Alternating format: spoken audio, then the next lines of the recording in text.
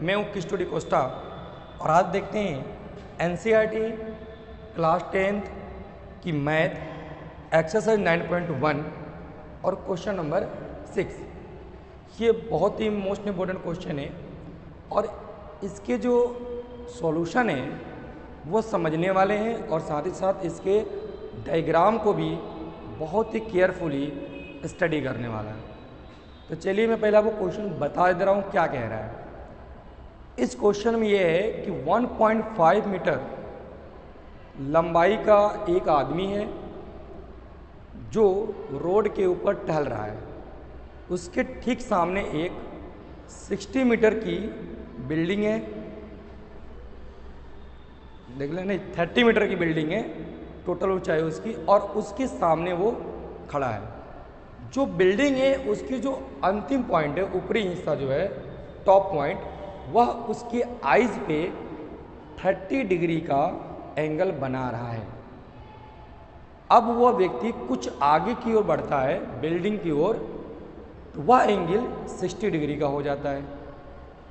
तो बताना है कि वह आदमी अपने लास्ट पॉइंट से कितना डिस्टेंस आगे की ओर बढ़ा है, इस बात को देखना है। और दूसरी चीज़ कि इस समय वो बिल्डिंग से कितनी दूरी पर खड़ा है। ये दो चीज़ें हम लोगों को देखनी है और समझनी है। तो चलिए इसको डायग्राम के अकॉर्डिंग समझते हैं और फिर आगे बढ़ते हैं। देखिए, एक तरफ हम क्या करें कि हम लोग मान लें ये हाइट जो है ए बी, ये आदमी यानी मैन की हाइट है, और दूसरी ओर 30 मीटर हाइट की एक बिल्डिंग है और इस बिल्डिंग को मान लेते हैं हम लोग पी क्यू। ये हो गया पी और ये हो गया क्यू, और यहाँ से एक लाइन ड्रॉ कर दें। अब यहाँ पर देखेंगे क्या है हमारे पास, देख लें, let A B is equal to height of man, और ये कितना है आपका, तो 1.5 मीटर। दूसरा मान ले आपको पी क्यू, ये हाइट है आपकी बिल्डिंग की और ये आपकी टोटल 30 मीटर। अब ठीक बी क्यू के पैरेलल जो मैन की आइज है उसको ए पर माना है हमने, यहाँ से एक पैरेलल लाइन बी क्यू के ड्रॉ कर लें और ये मान लिया यहाँ पे आर पॉइंट पे कट किया है।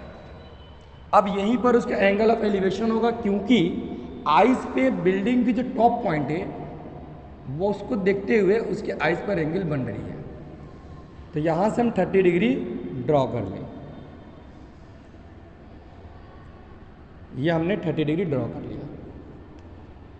अब ये आदमी बिल्डिंग की ओर कुछ चलता है, सपोज करिए वो चल करके यहाँ पर आ गया और इस पॉइंट को हमने मान लिया एस।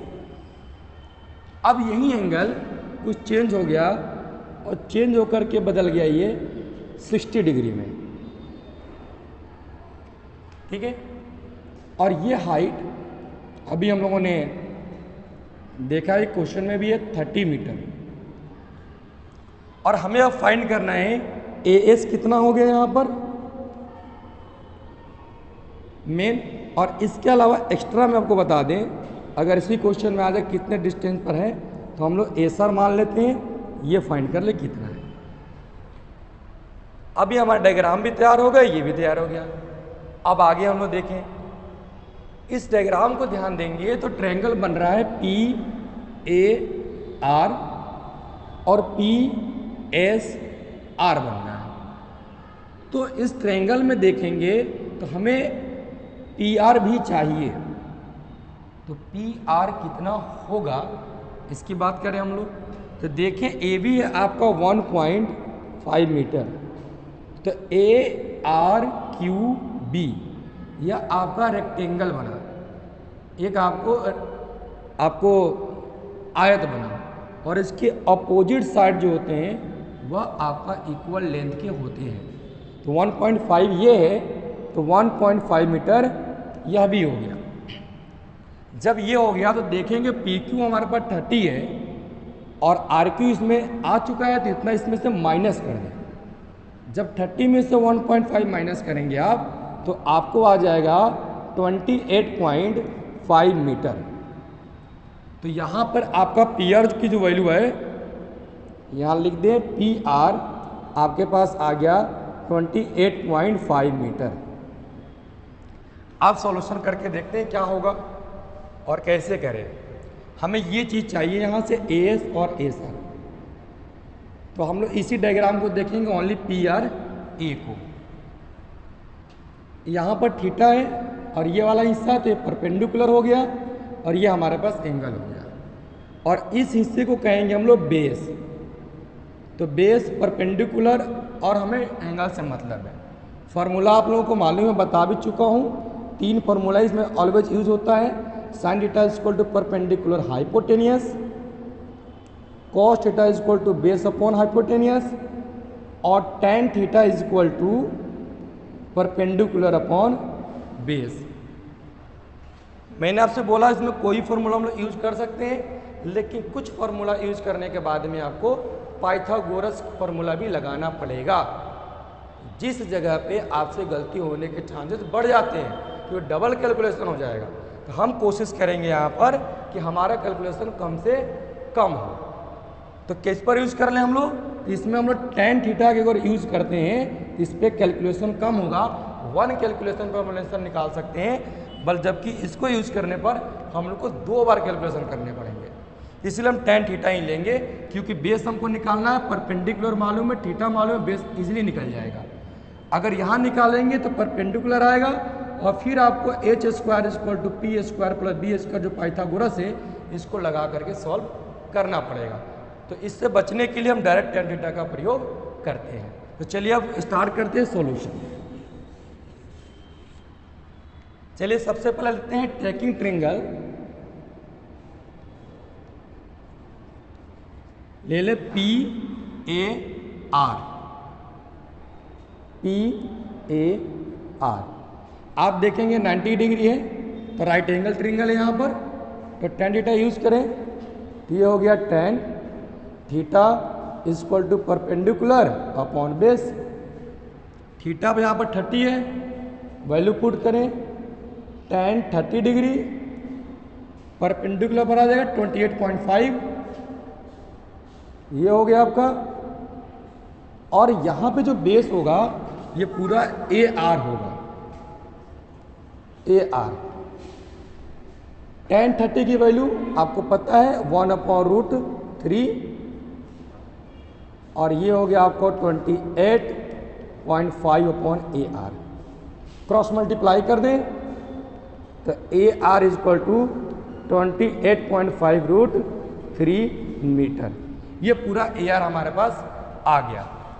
यहाँ पर अगर चाहें तो √3 की वैल्यू 1.732 आप पुट करके मल्टीप्लाई कर सकते हो, तो भी यहाँ पर आप कैलकुलेशन सही माना जाएगा, उसमें सही होगा।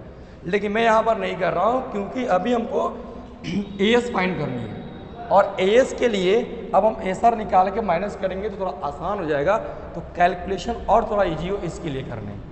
अब हम क्या करते हैं, यहाँ पर इक्वेशन नंबर फर्स्ट इसको मान लेते हैं। अब चलते हैं अगेन क्या करते हैं, अगेन में टेकिंग ट्रायंगल कौन सा ले लें आप, पी एस आर ले लें। ये हो गया पी एस आर, और यहाँ पर भी हम टेन थीटा ही लेंगे, तो tan theta is equal to perpendicular upon base. यहाँ 60 है, वैल्यू पुट करें, टेन 60 डिग्री, परपेंडिकुलर ये हो गया आपका 28.5 अपॉन एस आर। इसकी वैल्यू होती है √3 is equal to 28.5 upon S R, यहाँ अपॉन में 1 कर दो, फिर क्रॉस मल्टीप्लाई करेंगे, इधर आते हैं, ये आपका हो जाएगा S R is equal to, ये इसके डिवीजन में चला जाएगा एस आर की प्लेस पे, तो ये हो गया 28.5 अपॉन √3। √3 हटाना है तो सेम चीज़ से इसके डिनोमिनेटर और नोमिनेटर में √3 से मल्टीप्लाई कर देंगे। तो ये हो जाएगा आपका 28.5 इंटू √3, ये हो गया अपॉन 3। जब 28.5 को 3 से डिवाइड करेंगे तो ये आएगा आपका 9.5 √3 मीटर। ठीक है, तो अब क्या करेंगे, देयरफॉर अब हमें निकालनी एएस, मैंने बता दिया आपको। तो एएस निकालने, एएस इक्वल टू हो जाएगा, पूरी वैल्यू ले लें एआर, और एआर में से माइनस कर दें हम लोग एएस, सॉरी एसआर माइनस कर दे। तो एआर देखिए कितना वैल्यू निकाला था हम लोगों ने, तो एसआर का निकाला था 28.5 √3। ये हो गया 28.5 √3 माइनस ये हो गया आपको 9.5 √3, दोनों को माइनस कर देंगे, और जब हम लोग माइनस करेंगे तो हमारे पास आंसर आ जाएगा 19 √3 मीटर। ठीक है, तो यहाँ पर आपका आंसर हो सकता है, आप कर देंगे, और चाहे तो √3 की वैल्यू 1.732 अगर पुट कर दें तो भी हम लोग इसका आंसर निकाल सकते हैं, और √3 पुट करने पर 1.732 ये पुट करने पर आएगा इसका 32.908 मीटर। तो हम लोग आंसर अब कैसे लिखेंगे, इसको एक बार आंसर लिख लें। आंसर हो जाएगा यहाँ पर टोटल इसका, man walked towards the building is 19 √3 और 32.908 मीटर, ये हो गया। और second, and near to building कितना हो गया हमारे पास 9.5 √3 मीटर। ये था आपका सॉल्यूशन। आई होप कि आपको समझ में आया होगा। बहुत ही आसान है, डायग्राम मेन है, क्योंकि हम यहाँ पर मैन की हाइट को हटाएंगे। क्यों हटाएंगे, क्योंकि एंगल ऑफ एलिवेशन है उसकी आइस से बन रहा है, तो आइस से ही हम लोग एक लाइन खींचेंगे, ड्रॉ करेंगे, जिसका ग्राउंड होगा, बेस होगा। Okay, thank you.